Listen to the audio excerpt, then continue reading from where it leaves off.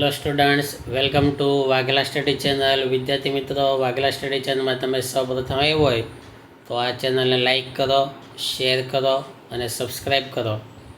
તેમજ bell icon button દબાવી દો જેથી કરીને વાઘેલા સ્ટડી ચેનલના તમામ નોટિફિકેશનો તમારા સુધી ઝડપથી પહોંચી જાય. તમને ખ્યાલ હશે કે આપણે આ વાઘેલા સ્ટડી ચેનલમાં ઓછા સમયમાં તમને વધારે ઇંગ્લિશ શીખવીએ છીએ. કોઈ નકામી ઝાઝી વાત કર્યા વગર જે કાંઈ ડાયરેક્ટ ઇંગ્લિશ તમને શીખવાનું છે કે જે ગ્રામર પણ છે અને સ્પોકન ઇંગ્લિશ પણ છે, બરાબર. કેમ કે કોઈ પણ ગ્રામરના નિયમ વગર તમે સ્પોકન ઇંગ્લિશ કરેક્ટ નહીં બોલી શકો. તો આ બંને આમાં આવી જાય તો તમે ખાસ અને બુકમાં લખતા જાઓ. આજે ડે 8મો દિવસ છે. અત્યાર સુધીમાં તમને 7 દિવસથી આપણે અંગ્રેજી શીખવીએ છીએ. તમે એક બુક બનાવીને એમાં જો લખ્યું હોય વ્યવસ્થિત તો તમને ઘણી ખબર પડવા મળી હશે કે અંગ્રેજીમાં શું હોય છે. હવે આજે આપણે 8મા દિવસમાં પાસ્ટ ટેન્સ એટલે કે ભૂતકાળ વિશે સમજ લેવાની છે. જેમ કે કોઈ ક્રિયા અથવા તો થઈ ગયેલી ક્રિયા હોય તો એ દર્શાવવા ભૂતકાળ વપરાય છે. અમુક પ્રિન્ટિંગ મિસ્ટેક હોય તો ચલાવી લેજો, હું બોલો તેમાં ધ્યાન આપજો કે કોઈ ક્રિયા અગાઉ થઈ ગઈ છે તો તે દર્શાવવા માટે ભૂતકાળ વપરાય. હવે ભૂતકાળ થાય કઈ રીતે, એના નિયમો ક્યાં હોય છે, બરાબર. તો ભૂતકાળ દર્શાવવા માટે ક્રિયાપદનું બીજું રૂપ લેવું પડે. હવે તમને એમ થાય કે એ બીજું રૂપ એટલે શું, કે ક્રિયાપદોના મુખ્ય 3 રૂપો હોય, બરાબર. આમ લખો તો 4 રૂપ લખી શકાય. મુખ્ય 3 હોય. V1 કે જે મુખ્ય રૂપ કહેવાય, V2 જે ભૂતકાળનું રૂપ કહેવાય, અને V3 કે જે ભૂત કૃદંતનું રૂપ કહેવાય. આવા 3 રૂપો ક્રિયાપદના મેઇન હોય. એક આઈનજી લગાડીને રૂપ બને પણ મેઇન 3 રૂપો હોય, V1, V2 અને V3. હવે ભૂતકાળ બનાવવું હોય ને કે જે ક્રિયા ગઈકાલે થઈ ગઈ છે, અગાઉ થઈ ગઈ છે, તો એ ભૂતકાળ કરવા માટે V2 વાપરવો પડે, ક્રિયાપદનું બીજું રૂપ વાપરવું પડે, બરાબર. તો હવે V2 બનાવવાના આપણે નિયમો લેવાના છે. તો જો ધ્યાન આપજો ખાસ, V2 બનાવવાના નિયમો. હવે એની અંદર આપણે વાત કરીએ V2 બનાવવાના નિયમની અંદર. જો V2 બનાવવાના નિયમો, આ તો ખોટો વધારાનો છે, આ નહીં, બરાબર. V2 બનાવવા ના નિયમો. હવે તેની વાત કરીએ તો નિયમ પહેલો છે જો કે ક્રિયાપદને છેડે ડી કે ઈડી લગાડવાથી V2 બને છે. તો એકદમ પહેલો ઇઝી નિયમ કે ક્રિયાપદના છેડે ડી અથવા ઈડી લગાડી દો એટલે એ V2 બની જાય. જો કઈ રીતે, ધ્યાન આપો. ખાલી ક્રિયાપદને તમારે ડી કે ઈડી જ લગાડી દેવાનું છે તો તેમાંથી તેનું V2 બને છે, બરાબર. તો જો આપેલા છે અહીં ધ્યાન આપજો ખાસ બધા. જો હવે લાઈક એટલે થાય ગમવું, બરાબર. અહીંયા જે V1 હોય ને એમાં છેલ્લે ગુજરાતી કરીએ ને ત્યારે જો ખાસ ધ્યાન આપજો, તેમાં વુ લેવાનું, ગમવું, બરાબર. પણ કે લુક એટલે જોયું નહીં, જોવું. એનું ગુજરાતી આપણે લઈશું જોવું. પ્લે એટલે રમ્યું નહીં, રમવું, આ રીતે. અને અરેન્જ એટલે ગોઠવ્યું નહીં, ગોઠવવું,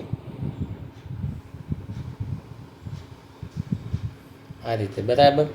તો લાઈક એટલે ગમવું, લુક એટલે કે જોવું, પ્લે એટલે રમવું, અરેન્જ એટલે ગોઠવવું.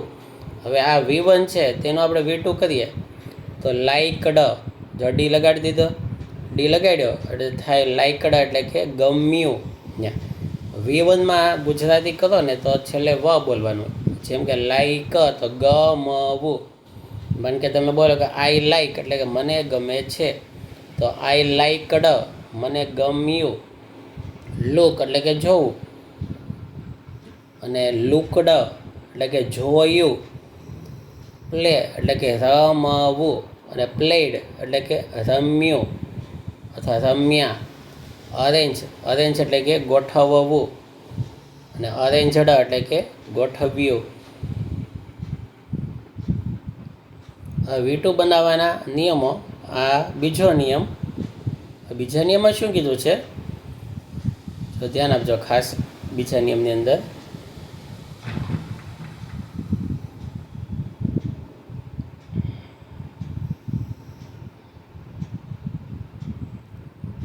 બીજા નિયમની અંદર કે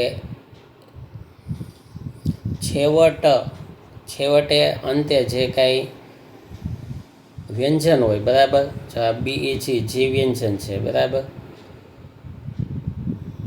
તો જે છેવટનો જે વ્યંજન હોય એ વ્યંજનને આપણે ડબલ કરવાનું હોય. એ ડબલ કરી અને પછી ઈડી લગાડવાનું હોય.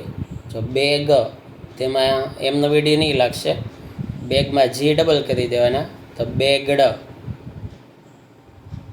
બેગ એટલે માગવું, બેગડ એટલે કે માગ્યો. ક્લેપ, ક્લેપ એટલે તારી પાડવી, ક્લેપડ તારી પાડી. નીટ, આ કે સાયલન્ટ કહેવાય, કે બોલવાનું નહીં, નીટ બોલવાનું છે. નીટ એટલે ગૂંથવું, આ બુ લખાઈ ગયો છે, બરાબર, બુ નહીં પણ ગ હોય, ગૂંથવું. તો નીટ એટલે કે ગૂંથવું, નીટડા એટલે કે ગૂંથ્યું. સ્ટોપ, સ્ટોપ એટલે અટકવું, એનું થશે સ્ટોપડ એટલે કે અટક્યું. રોબ, રોબ એટલે લૂંટવું, એનું થશે રોબડ એટલે કે લૂંટાયું. હવે નિયમ 3 કે કેટલાક ક્રિયાપદોમાં વાયનો તમારે આઈ કરવાનો છે અને પછી ઈડી લગાડવાનું છે. જો ક્રાય, છેલ્લે વાય આવે છે, વાયની પહેલાં વ્યંજન આર આવ્યો છે, તો આ સમયે તમારે વાયનો આઈ બનાવીને પછી ઈડી લગાડી દેવાનો છે. તો ક્રાય, તો ક્રાઇડ, ક્રાય એટલે રડવું, તો ક્રાઇડ એટલે રડ્યું. કારણ કે તમે અત્યારે કોઈ કહો કે હું રડું છું, તો આઈ ક્રાય, બરાબર. અને એમ કહે કે ગઈકાલે હું રડ્યો, તો આઈ ક્રાઇડ. ખાલી ક્રિયાપદ ચેન્જ કરવાથી ગઈકાલ ભૂતકાળની વાત રજૂ થાય છે. ડ્રાય એટલે કે સૂકવવું, ડ્રાઈડ સૂકવ્યો. મેરી, મેરી એટલે કે પરણાવવું, મેરીડ એટલે પરણાવ્યું. સ્ટડી અભ્યાસ કરવો, સ્ટડીડ અભ્યાસ કર્યો. તો બધામાં તમે જોઈ શકો છો કે વાયનો આઈ કરીને પછી ઈડી લગાડવામાં આવે છે. તો નિયમ એના પછીનો હવે નિયમ 4 કે કેટલાક ક્રિયાપદોમાં એવું હોય છે કે સાવ અનિયમિત રીતે તે વીટું થાય, કોઈ નિયમ નહીં. આ તમારે પાકા જ કરવા પડે, બરાબર. કે આમાં નથી ડી લાગતો, નથી કંઈ ઈડી લાગતો, કે નથી કંઈ આઈ કરીને ઈડી લગાડાવતો, એકદમ અનિયમિત છે. તો આ અનિયમિત ક્રિયાપદો કઈ રીતે બને છે જુઓ તમે. V1 અને V2. જો બાય, BUY એટલે કે ખરીદવું, તો બાયનો થાય બોટ, એને બોટ બોલવાનું, બોટ એટલે ખરીદ્યું. કેચ એટલે પકડવું, એનું થાય છે કોટ એટલે પકડ્યું. ડીગ એટલે ખોદવું, ડગ એટલે ખોદ્યું. ગેટ એટલે મેળવવું, ગોટ એટલે મેળવ્યું. લોસ એટલે ગુમાવવું, લોસ્ટ ગુમાવ્યું. સેલ વેચવું, સોલ્ડ વેચ્યું. સીટ બેસવું, સેટ બેઠા. સ્લીપ સૂવું, સ્લેપ્ટ એટલે કે સૂતા. વિન જીતવું, વોન જીત્યા. રાઇટ એટલે લખવું, જે ડબલ્યુ સાયલન્ટ છે, રાઇટ બોલવાનું. રાઇટ લખવું, રોટ લખ્યું. તો આ દરેક ક્રિયાપદોમાં V1 અને V2 કોઈ નિયમનું પાલન કરતા અનિયમિત રીતે બને છે. હવે જોઈએ નિયમ 5. V2 બનાવવાનો 5મો નિયમ. હવે કેટલાક ક્રિયાપદોના V1 અને V2 એક જ સમાન થતા હોય, બરાબર. એવા પણ ક્રિયાપદો છે કે જેના V1 અને V2 એક જ સરખા છે. જુઓ, પુટ, પુટ એટલે મૂકવું, તો પુટ એટલે મૂક્યું, બે સેમ જ છે. પુટ એટલે મૂકવું, તેને પુટ એટલે મૂક્યું. કોઈ ચેન્જ નહીં, સ્પેલિંગમાં ચેન્જ નહીં, કાંઈ ડી નથી લગાડવાનો, ઈડી નથી લગાડવાનો, સ્પેલિંગ પણ એમ, બોલવાનું પણ એમ, ઉચ્ચાર પણ એમ જ છે. હીટ, હીટ એટલે ફટકો મારવો, હીટ એટલે ફટકો માર્યો. લેટ, લેટ એટલે રજા દેવી, લેટ એટલે રજા દીધી. રીડ, રીડ એટલે વાંચવું. એમાં V2માં બોલવાનું છે રેડ, ધ્યાન આપજો ખાસ. એટલે વાંચ્યું. આમાં એક ઉચ્ચાર અલગ પાડવાનો. વર્તમાન V1 બોલો તો રીડ, અને V2માં બોલો ને તો ઉચ્ચાર સ્પેલિંગમાં ચેન્જ નથી કરવાનો, રેડ. સેટ, આથમવું, સેટ એટલે આથમ્યો. શર્ટ, શર્ટ એટલે બંધ કરવું, શર્ટ એટલે બંધ કર્યું. કોસ્ટ એટલે કિંમત બેસવી, કોસ્ટ એટલે કિંમત બેઠી.